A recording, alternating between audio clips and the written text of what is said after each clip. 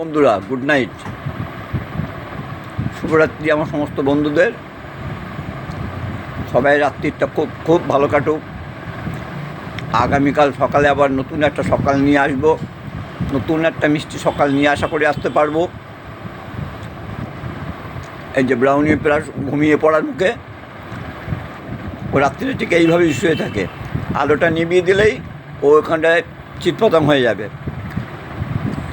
আমি এই দিকটা শুই, আর ওর জায়গায় ওই যে ব্যারিকেড করা আছে, ওই দিকটা ওর চাদরটা ওই পাতা আছে। দেখো, এই দেখো।